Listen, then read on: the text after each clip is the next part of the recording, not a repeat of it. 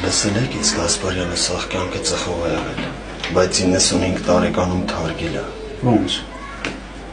Սկլերոզը նենց է խփել, որ մոռացել է, որ ինքը ծխող է եղել։ Եթ հələ հեչ բա գիտեք, կողքի շենքի մուկուշն ինչից լրավ։ Ինչից։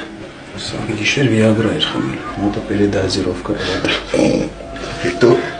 ողնա 3 ժամ տևեց, մինչև դագաղի կրիշկեն փակեցին։